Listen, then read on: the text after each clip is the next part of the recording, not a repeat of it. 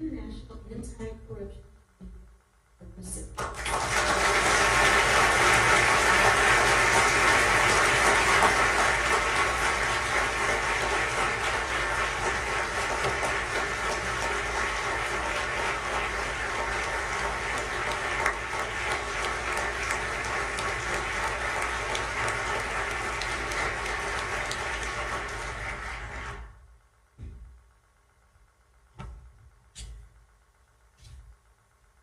Secretary Blinken, Ambassador Makuntz, Speaker Emerita Pelosi, Senator Cardin, and Mrs. Cardin, Mrs. Edelman Cardin, Undersecretary Zaya, family members, distinguished guests, and especially the anti-corruption champions, welcome. It's now 3 years, almost to the day, since the White House released the strategy on countering corruption, announcing a new framework for addressing corruption. Today, we recognize individuals doing the hard work of implementing transformative anti-corruption initiatives on the ground in their communities, often at great risk, personal risk, and professional risk. The champions have been in the United States for several days for meetings with government counterparts as part of an international visitor leadership program. And I want to thank the Bureau of Educational and Cultural Affairs for your partnership in putting together this valuable program. To open our ceremony today, we will hear from someone who has been a force for good in this area. Throughout her career, she has been a tireless advocate for the vulnerable, something she has in common with our champions here today. I am delighted to welcome Speaker Emerita Nancy Pelosi.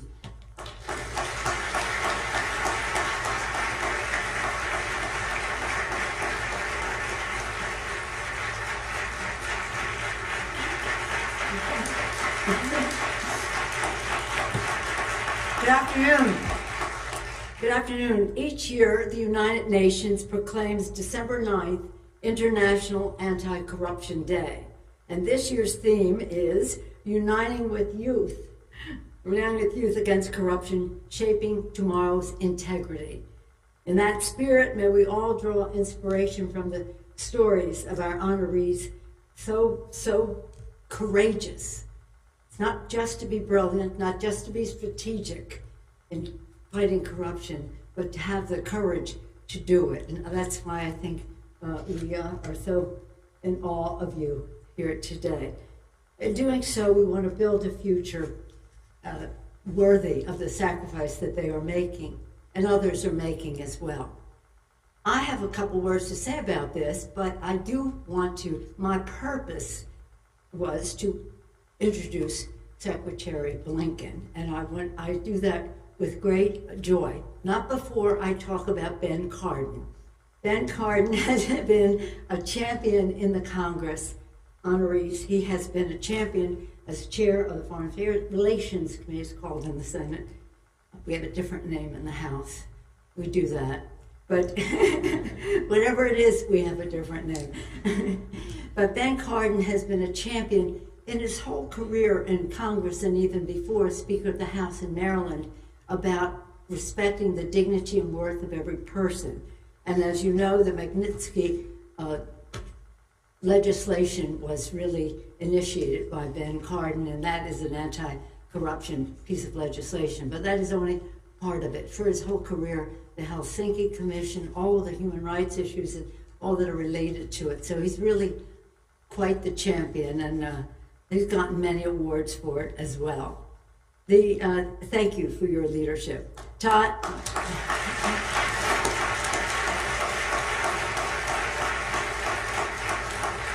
Mr. Secretary, thank you, Todd, for your leadership, and Secretary Robinson, I'm calling him by his first name.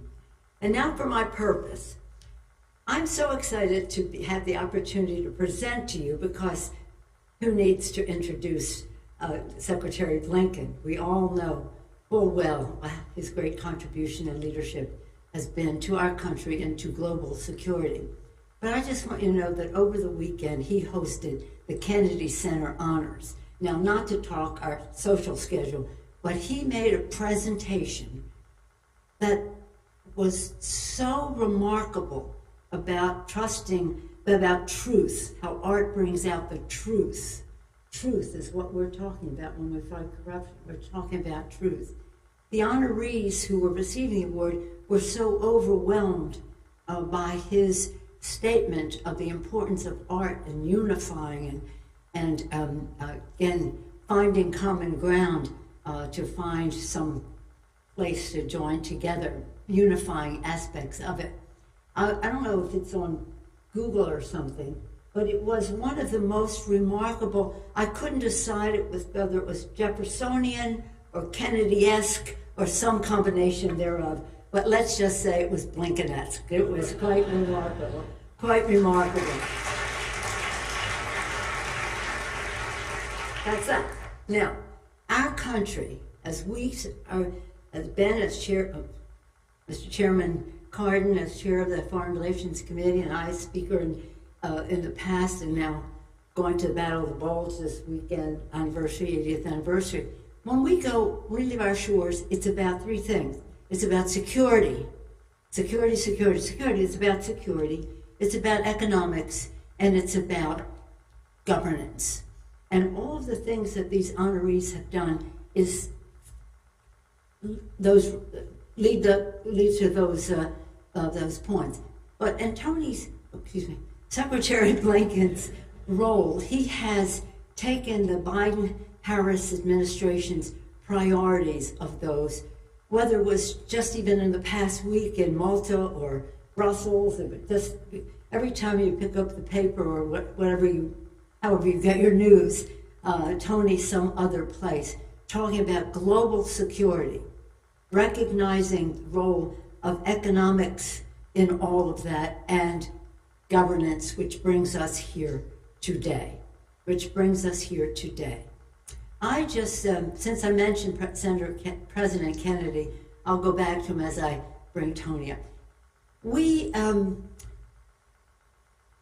When I was at your party the other day, I told the people there that I was probably the only person, and says she immodestly, Ben, the only person at the Kennedy Center Honors who was at President Kennedy's inauguration. I was a student and in school, obviously, and this is why I bring it up.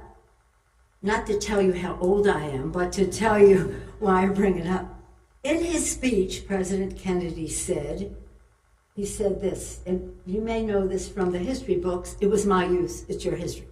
To the citizens of America, ask not what your country can do for you, but what you can do for your country. We all know that, right? Well, every school child in America knows that.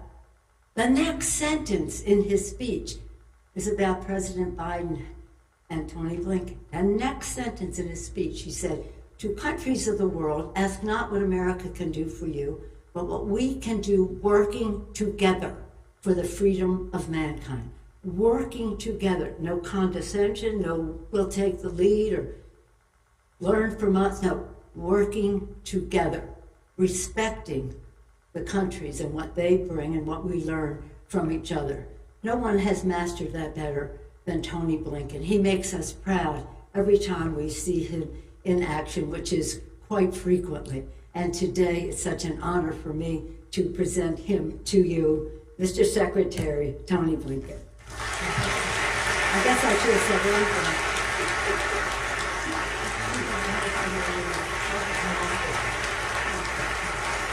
Thank you.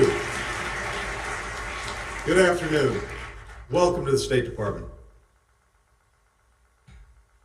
Being introduced by Speaker is a little bit like having Taylor Swift as your opening act. It only go downhill from here. But I have to tell you that in my 32 years or so doing this, never have I had the honor or privilege of working with a better, more determined, more effective leader than Speaker Nancy Pelosi. Thank you.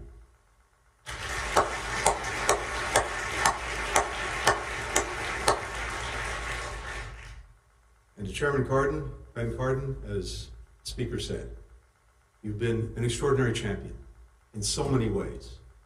Combating corruption, but elevating people in everything that you've done and everything that you focused our foreign policy on for your many years of leadership. And as with the Speaker, it's been an immense privilege for me to have had the opportunity to work with you. Thank you, Ben.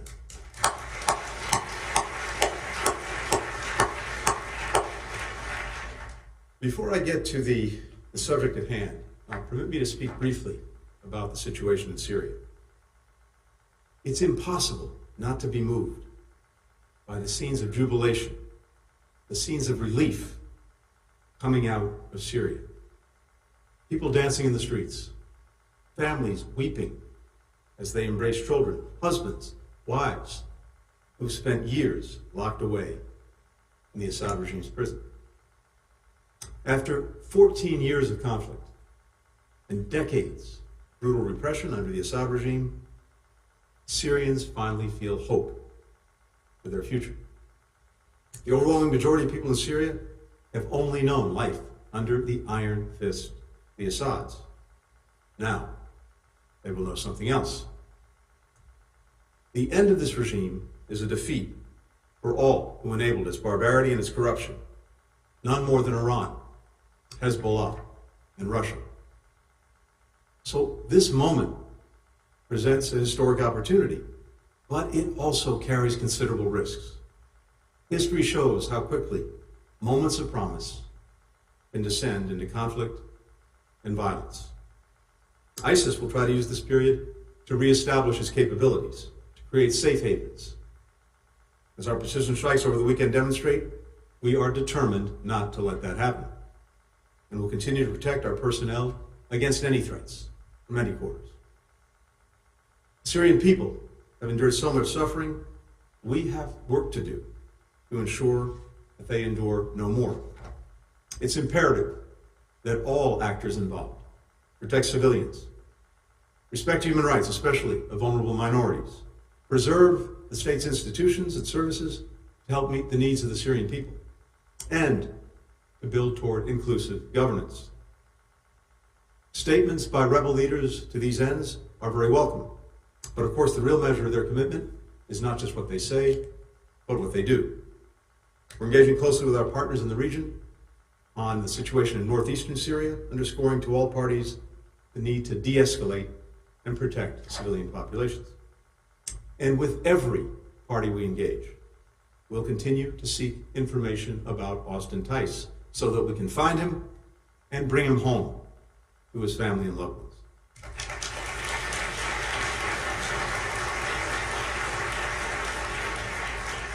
The Syrian people have to be the ones to choose their path, their future.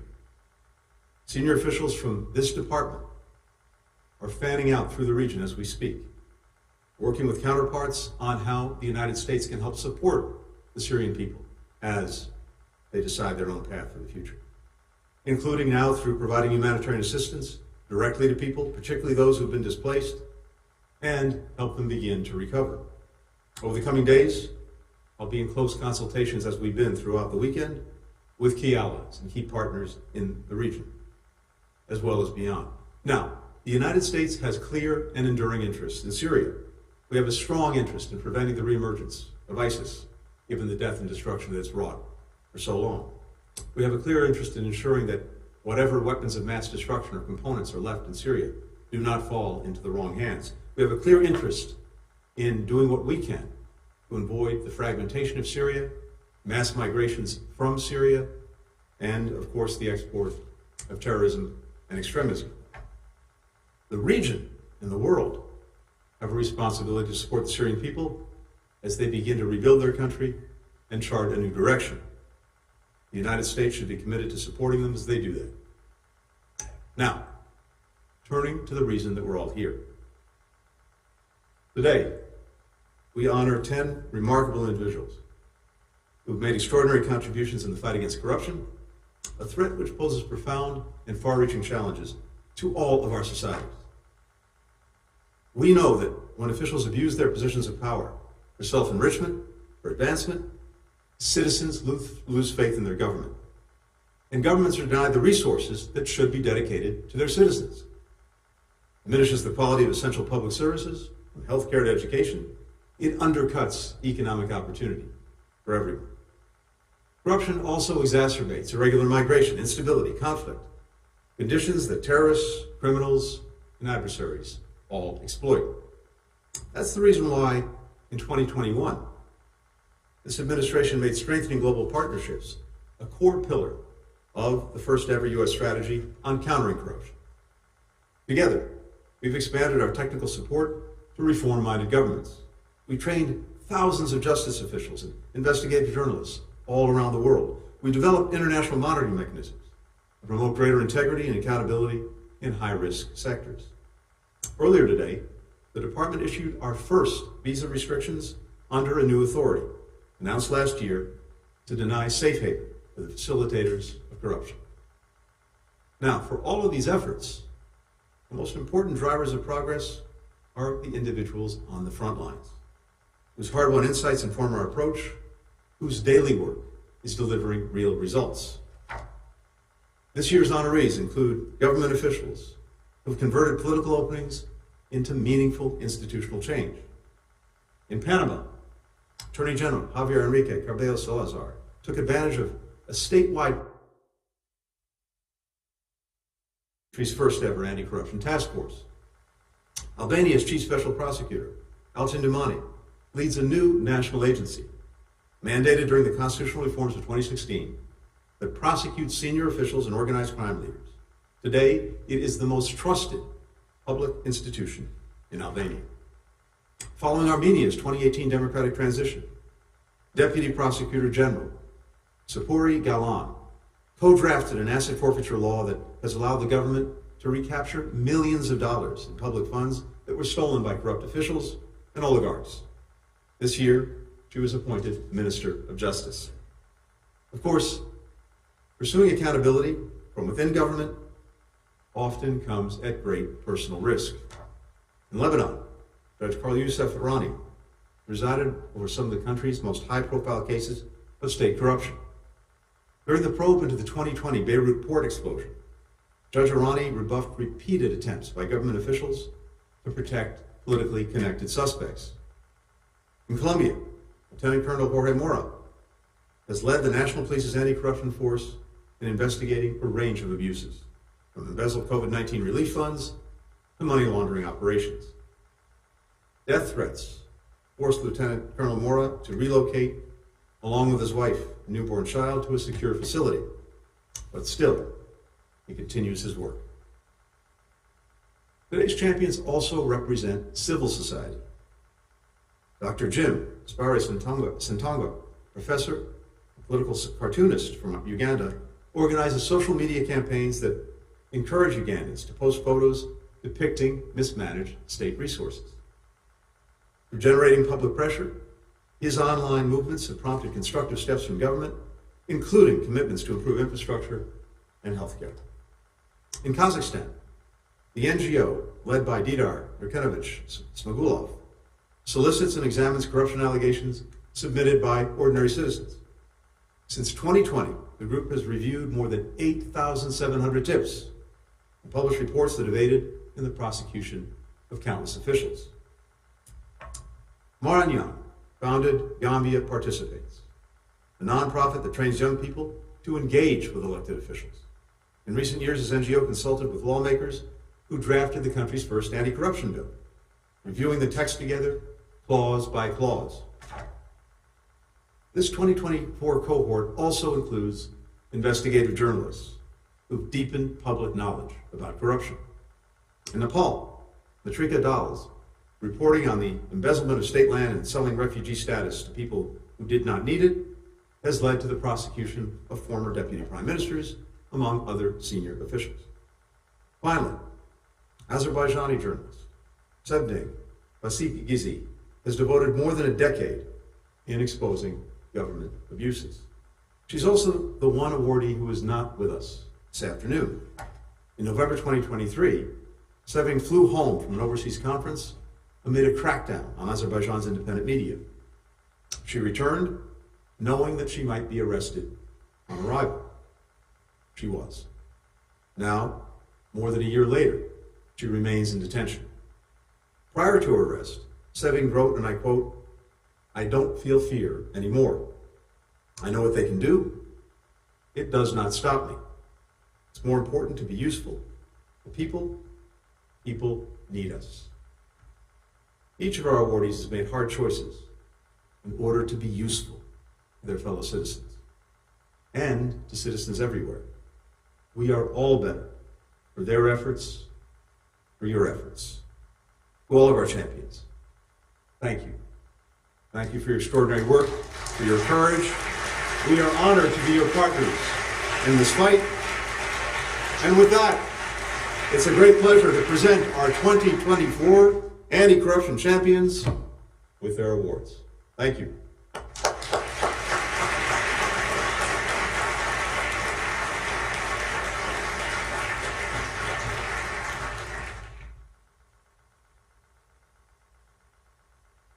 Good afternoon. My name is Shelby Smith-Wilson, and I join you today as INL's Principal Deputy Assistant Secretary, and in my role overseeing the Coordinator on Global Anti-Corruption Team. I would like to echo the praise to our anti-corruption champions with whom I had the privilege of spending the morning with. They are truly an inspiring group of individuals, and we appreciate your courage and bravery. The U.S. Department of State is pleased to confer these awards on our 2024 honorees. We recognize Sevinç Bagifgeze as an anti-corruption champion in absentia for her dedication to exposing high-level corruption in Azerbaijan. We recognize Dr. Jimmy Spire Sentongo as an anti-corruption champion for his courageous human rights work in Uganda and shining a spotlight on government corruption.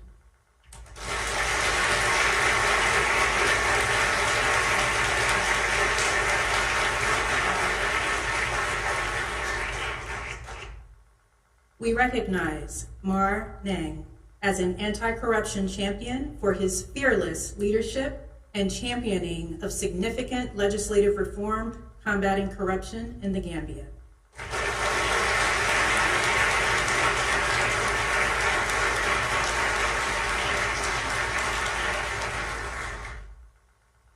We recognize Alton Dumani as an anti-corruption champion for his leadership as Chief Special Prosecutor, Special Structure Against Corruption and Organized Crime with integrity, professionalism, and courage in Albania.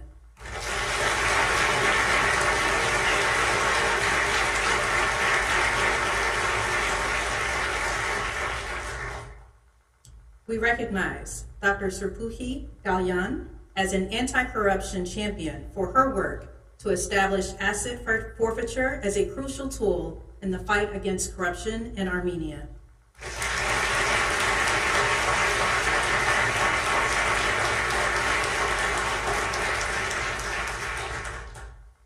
We recognize Judge Carl Youssef Irani as an anti-corruption champion for his fierce commitment to fighting corruption through the judicial system in Lebanon.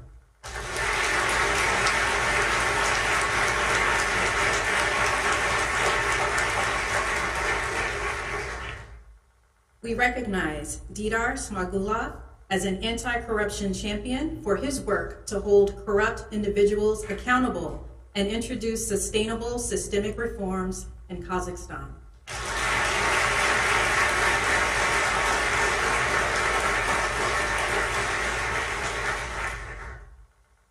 We recognize Matrika Dahal as an anti-corruption champion for his work to eliminate high-profile corruption in Nepal.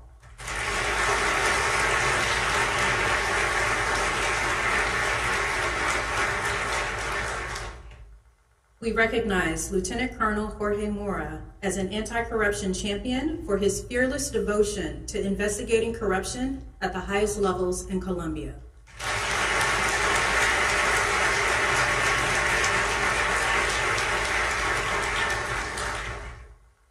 We recognize Attorney General Javier Enrique Caraballo Salazar as an anti-corruption champion for his leadership, commitment to justice, and unwavering dedication to combating deep-rooted corruption in Panama.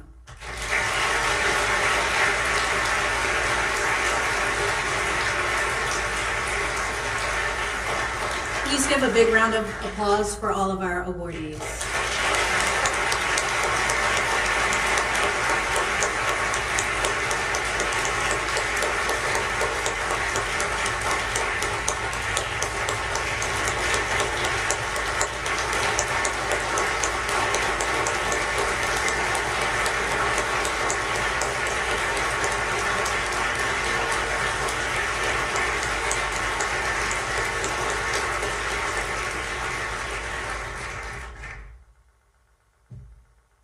Each year, we invite one champion to give remarks on behalf of all of the honorees.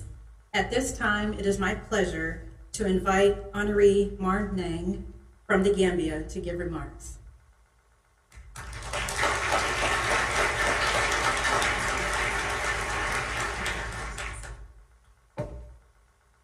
Thank you very much. Thank you, Secretary Blinken.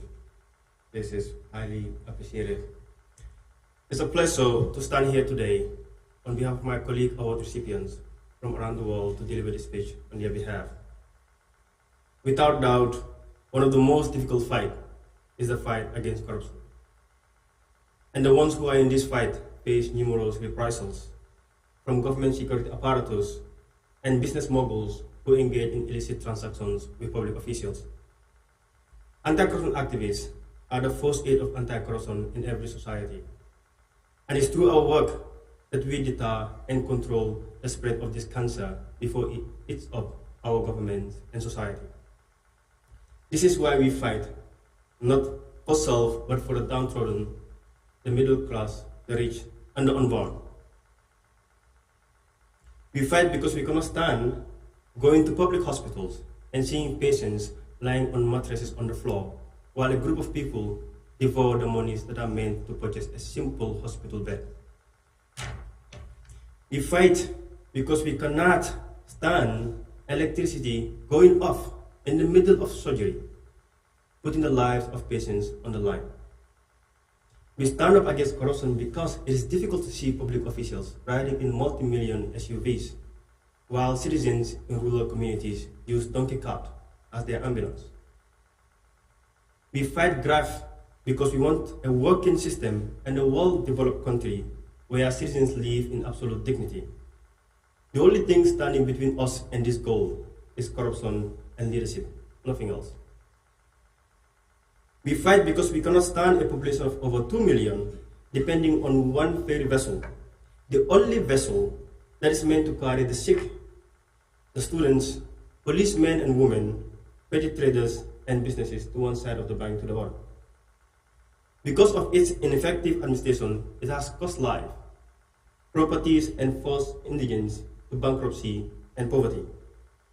We fight because we want to make sure what is for everyone is not for one. In our midst today, as Secretary Blinken have already given these profiles, and I will, based on our interactions that I have with these honorees, I would like to mention who we are with here today. A police chief who used the power and authority vested on him to counter and sanction corruption in Colombia. We have a judge who adjudicated corruption without thinking of quid pro quo in Lebanon. A university lecturer and a journalist who both use a unique tool, a keyboard, to raise awareness on the dangers of corruption in their respective countries. An Attorney General of Panama who refused to get soaked in the corruption of mafias in his country, but took actions to sanction them, especially those mentioned in the Panama Papers. Also amongst us is the Minister of Justice of Armenia, who contributed in constructing a civil forfeiture law in confiscating ill-gotten assets. A lawyer, myself, as an advocate, who advocate for legislative reforms, institutional and individual accountability for a more progressive, efficient, and corruption-resilient public service, both in my country and then also leader from Kazakhstan. And finally, a chief prosecutor of corruption and organized crime in Albania. How wonderful will it be to have these anti-corruption force aiders in a society? However, this is without various challenges.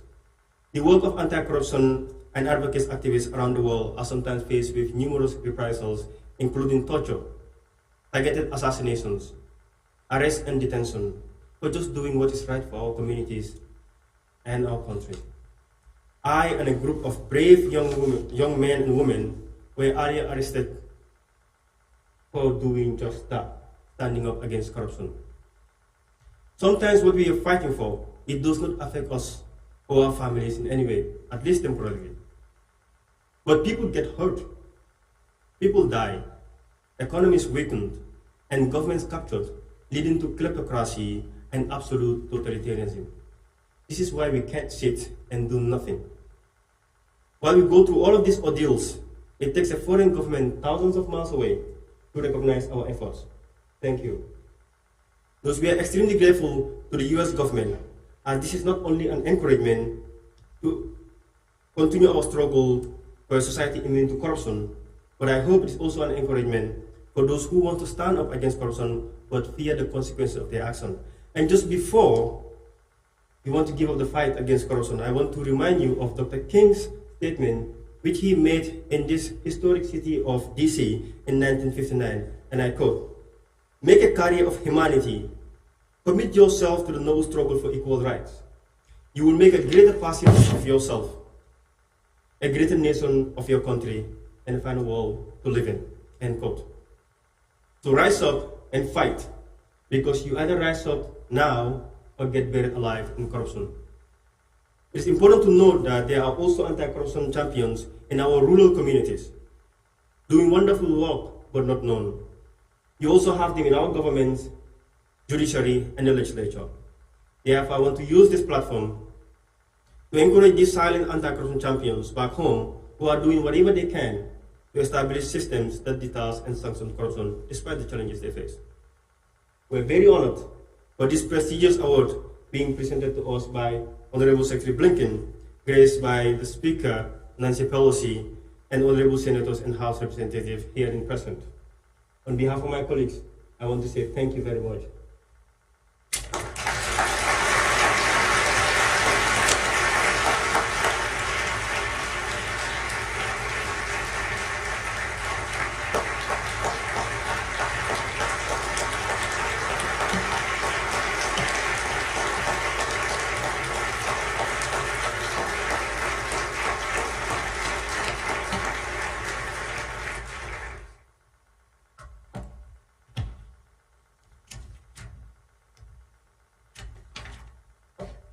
Finally today, I would like to now welcome Senator Ben Cardin to the podium. Senator Cardin has led and championed anti-corruption initiatives throughout his entire distinguished career. He sponsored the Global Magnitsky Act in 2016 and spearheaded the bipartisan Combating Global Corruption Act. Senator Cardin, I hope you don't mind if I quote you here, but you called corruption a fundamental obstacle to peace, prosperity, and human rights. No one could have said it better. Please welcome Senator Cardin.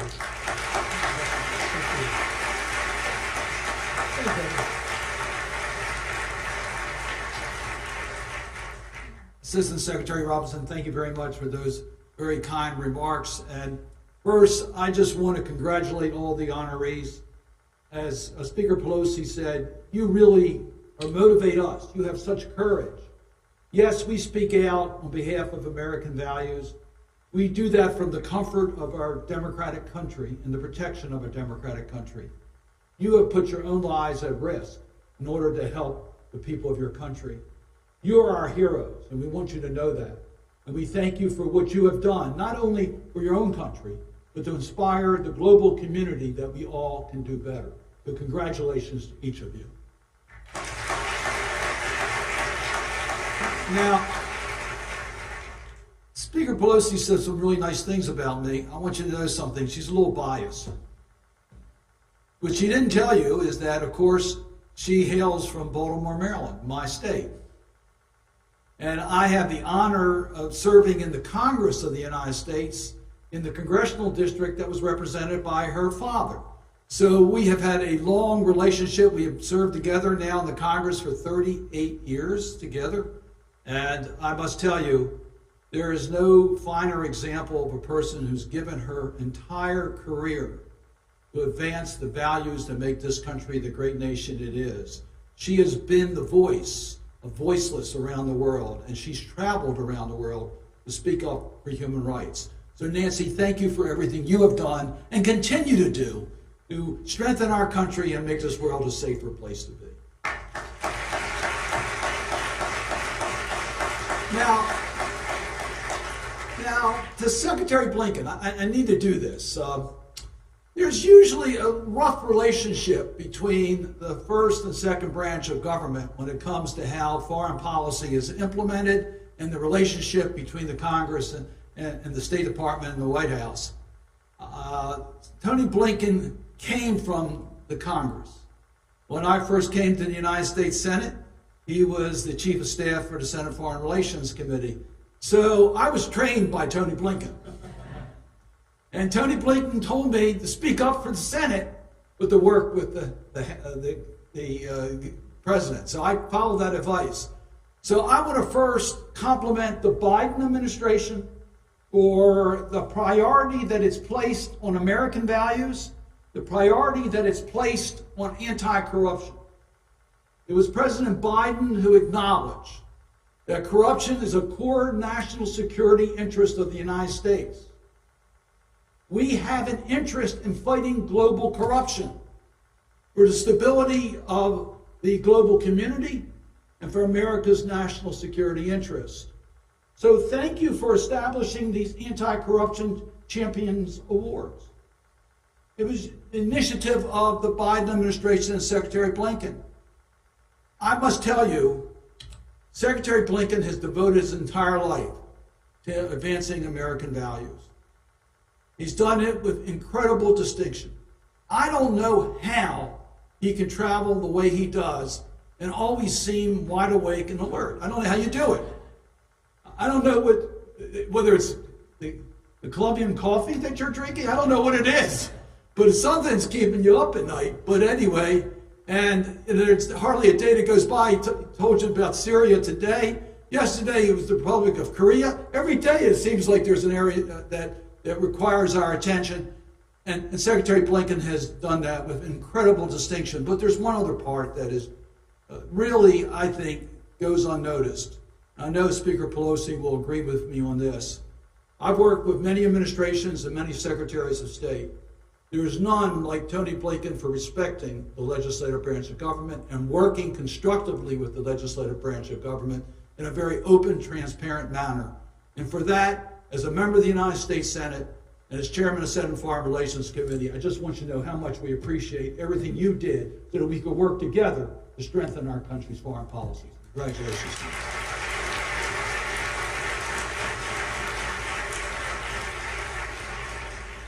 As my colleagues in the Senate know, I very much have made the priority of my chairmanship the promotion of American foreign policy based upon our values.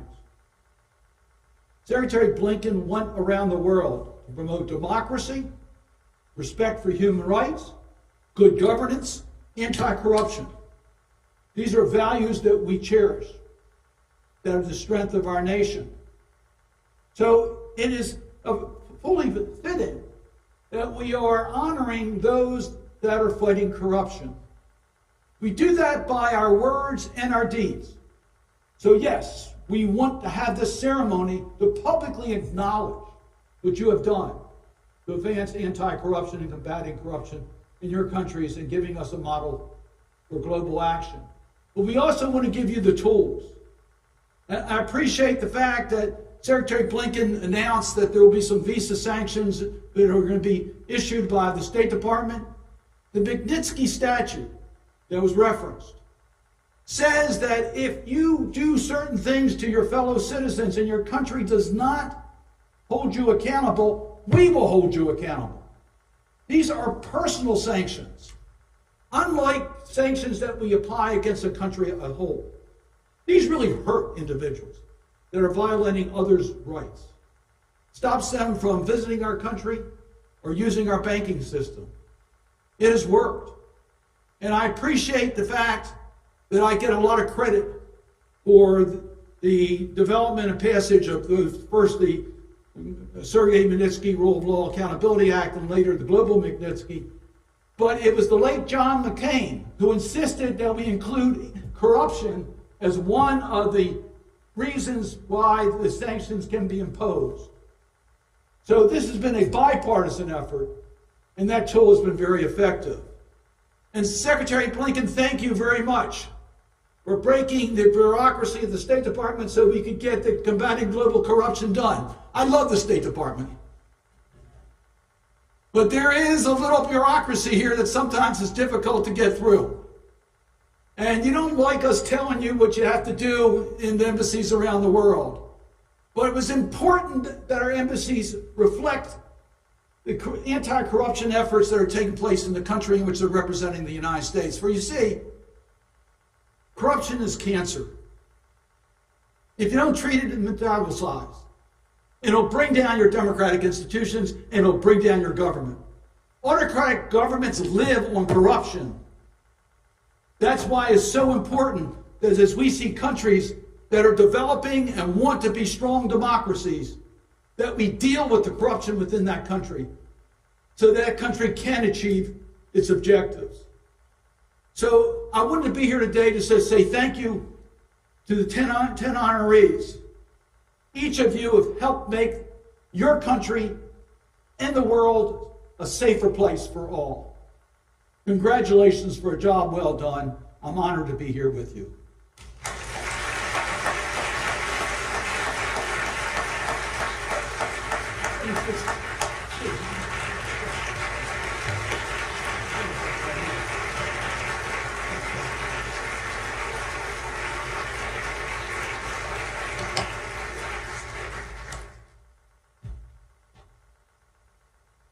Senator Cardin, thank you for your remarks and your service. Ladies and gentlemen and distinguished guests, thank you for joining us today to support brave individuals, all of them champions, and a special thank you to the champions' family members, some here today and others watching from home. How about one more round of applause for our champions?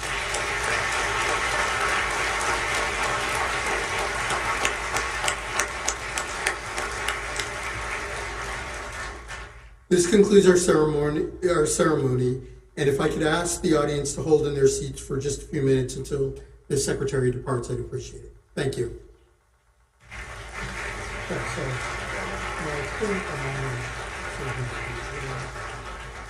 don't know if I